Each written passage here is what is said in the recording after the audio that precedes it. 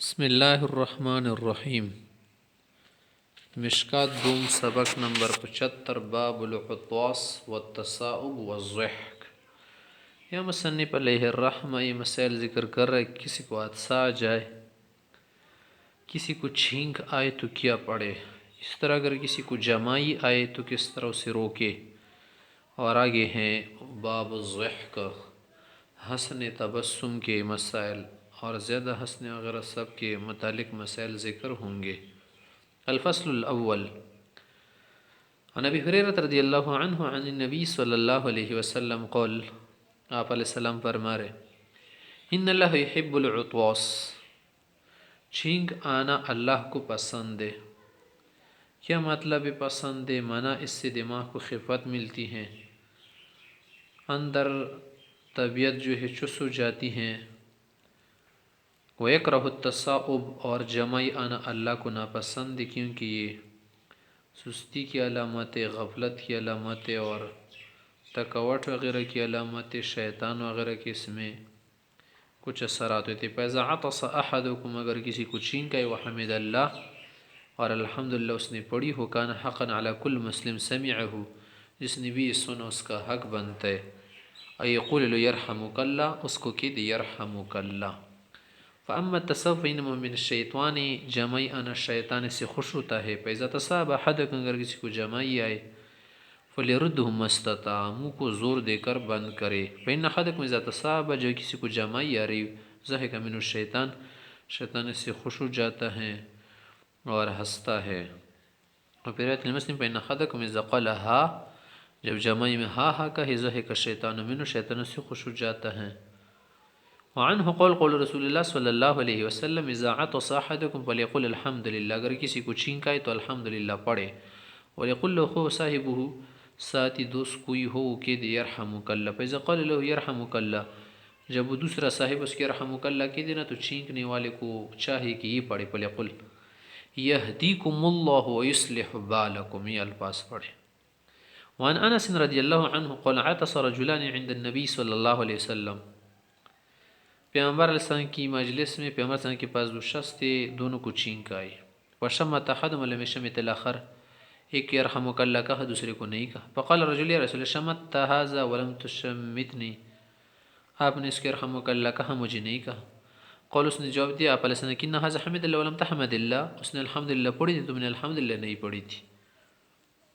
وعن ابی موسیٰ رضی اللہ تعالی عنہ قال سمعت رسول اللہ صلی اللہ علیہ وسلم یقول، میں آپ علیہ السلام کو فرماتی سنت اذا عطس احدکم فحمد اللہ، اگر کسی کو چھینک آنے کے بعد اب الحمدللہ پڑھنے کی توفیق ہو جائے، الحمدللہ پڑھے، فشمیتوہ، تم یرحمک اللہ پڑھا کرو، وَإِن لَمْ يَحْمَدِ اللَّهَ فَلَا تَشْمِتُوا، اگر الحمد نہ پڑھی ہو تو تم بھی یرحمک اللہ کہنا ان کا حق نہیں بنتا، معنی نہ پڑھو خیر ہے۔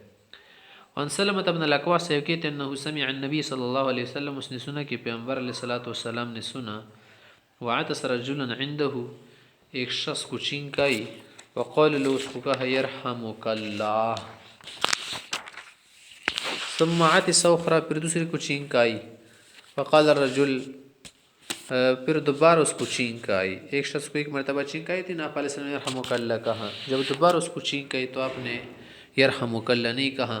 فقال، فرمایا الرجل مسکوم، مانے شخص کو زکام وغیرہ سردی لگی ہے، کیونکہ زیادہ چھینکنا کیا ہے، ان بیماریوں کی وجہ سے ہو سکتا ہے۔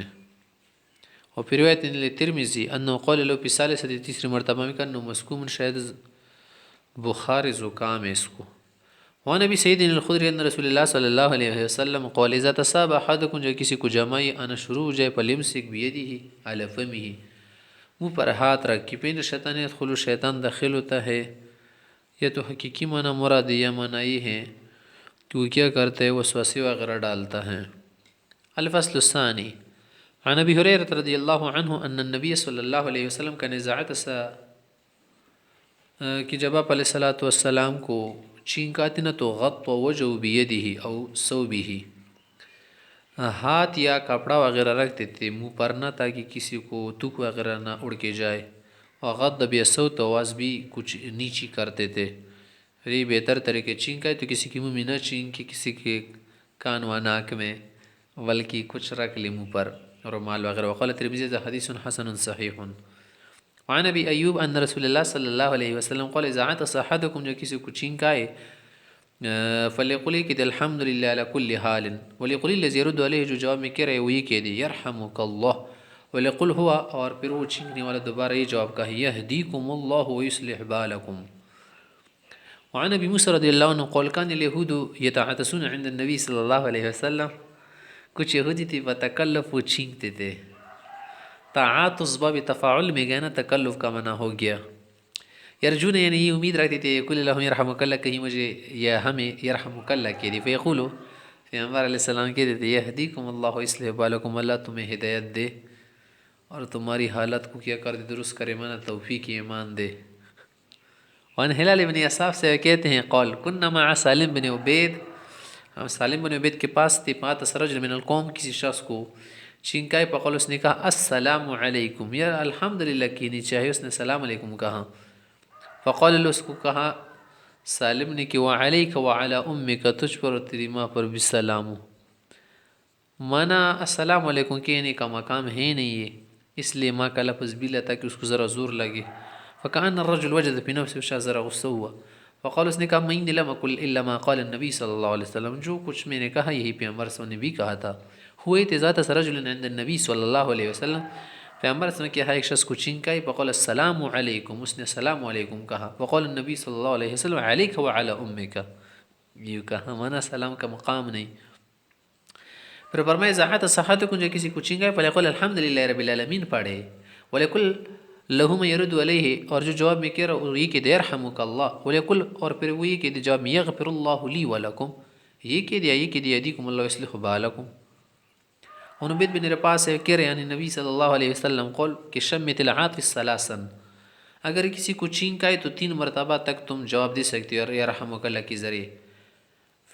فمازد اگر اس کو مزید چھینکنا شروع ہو جائے چھینک آنا شروع ہو جائے تو مانا یہ شاید بیمار زکام وغیرہ ہو فلیور ہو. فینشی تفشمت تو اگر آپ یرحمک اللہ کہنا چاہتے کہہ دے وینشی تفلا ورنہ نہ کہہ دے. ونبی ریرہ تقول شمت خاک ثلاثاً چھینکنے کا جواب تو بس 3 مرتبہ ہے نا پینزد اگر زیادہ ہو رہا ہو زکام وغیرہ کوئی سردی وغیرہ کی بیماری ہو سکتی ہے. وقال لا علم الا رفع الحدیث الى النبی صلی اللہ علیہ وسلم. الفصل الثالث عن نافع رحمہ اللہ ان رجل عطس الى جنب ابن عمر ایک شخص کو چھینکا ابن عمر کے قریب تھا. وقال اس نے کہا الحمدللہ والسلام علی رسول اللہ. قال ابن عمر کہ وانا اقول میں تو کہتا الحمدللہ والسلام علی رسول اللہ لیس ہکذا ایسا نہیں ہے یار. علمنا رسول اللہ صلی اللہ علیہ وسلم ان نقول آپ علیہ السلام نے ہمیں یہ سکھایا تھا چھینک کے وقت الحمدللہ علی کل حال یوں پڑھو والسلام علی رسول اللہ کے الفاظ اس میں نہ ملاؤ. باب الضحک ہنسنے کے متعلق جو کچھ باتیں وغیرہ وہ ذکر کر رہے یہاں پر. الفصل الاول عن عائشہ رضی اللہ تعالی عنہ قالت عائشہ سے وہ فرماتی ہے کہ ما رأیت النبی صلی اللہ علیہ وسلم مستجمعا ضاحکا آپ علیہ السلام کھلے منہ سے نہیں ہنستے تھے منہ بھر کر نہیں ہنستے تھے. حتی رمنہ لہوات کہ آپ کا جو کوا ہے وہ مجھے نظر آئے. انما کان یتبسم آپ علیہ السلام متبسم ہوتے تھے مسکراتے تھے. وعن جریر رضی اللہ عنہ قول ما حجبنی النبی صلی اللہ علیہ وسلم منذ اسلمت جب سے میں نے اسلام لایا ہے علیہ السلام نے مجھے روکا ولا رانی الا تبسم اور جب بھی مجھے ملے الا تبسم تو آپ حضرت میرے لیے مسکراتے تھے. متفق علیہ. یہ بھی کیا ہے معنی اس کے لیے زیادہ کیا کرتے تھے مسکراتے تھے. وعن جابر بن سمرا رضی اللہ عنہ قول کان رسول اللہ صلی اللہ علیہ وسلم لا يقوم من مصلاه الذي يصلي فيه الصبح آپ علیہ السلام جو صبح کی نماز پڑھتے وہاں سے نہ جاتی اشراق وغیرہ تک جو ٹائم ہے نا بیٹھتے تھے ذکر وغیرہ استغفار کلمات وغیرہ پڑھتے حتی تطلع الشمس فاذا طلعت الشمس قام پھر چلے جاتے تھے. وکان يتحدثون اور اس وقت لوگ باتیں بھی کرتے تھے خضون فی امر الجاہلیہ کچھ جاہلیت وغیرہ کی تذکری بھی کرتے تھے جو اشعار وغیرہ قصے ہوتے تھے.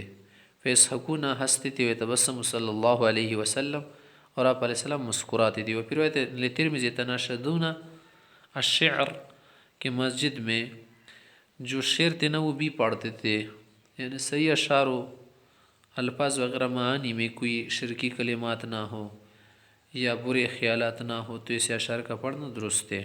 الفصل الثانی عن عبداللہ بن الحارث بن جز قول ما رأيت احدا اکثر تبسما من رسول اللہ صلی اللہ علیہ وسلم، آپ علیہ السلام بہت زیادہ مسکراتے تھے، اس سے زیادہ میں نے کسی کو نہیں دیکھا۔ رواہ الترمذی۔ الفصل الثالث عن قتادہ رضی اللہ عنہ قول سئل ابن عمر سے اسے کسی نے دریافت کیا هل كان اصحاب رسول اللہ صلی اللہ علیہ وسلم یضحکون، کیا پیغمبر صلی اللہ علیہ وسلم کے صحابہ کسی جگہ پر یا کسی موقع پر ہنستے تھے یا نہیں؟ قال فرمایا نعم، کیوں نہیں، ہنستے تھے، ہنسنا منع نہیں ہے، درمیانہ طریقے سے ہنسنا اعتدال کے ساتھ۔ والایمان فی قلوبہم اعظم من الجبل، لیکن ان کے دلوں میں ایمان جو تھا نا پہاڑوں سے بھی بڑھ کر تھا۔ مانا ہنستے تھے، ان کا ہنسنا غفلت کی وجہ سے نہیں تھا بلکہ خوش طبعی کی وجہ سے تھا۔ وقال بلال بن سعد ادرکتم یشتدون بین الاغراض، کہ میں نے ان صحابہ حضرات کو دیکھا ہے کہ وہ کیا کرتے تھے، ہدف جو ہوتے تھے نا، ہدف اپنے کاموں میں، ہدف وغیرہ میں بھی دوڑتے تھے، جو نشانی وغیرہ لگاتے ویسحق بعضهم الی ویسحق بعضهم الی بعض، ہنستے بھی تھے۔ فاذا کان اللیل، جب رات ہوتی، کانوا رہبانا، تو کیا ہوتے، دنیا چھوڑنے والے ہوتے، منع تہجد میں کھڑے ہوتے، دن کو تو پرسان ہوتے تھے، جہاد لڑتے تھے، اور رات کو رہبان ہوتے تھے، اللہ کے سامنے گڑ گڑاتے تھے۔ رواہ فی شرح السنہ۔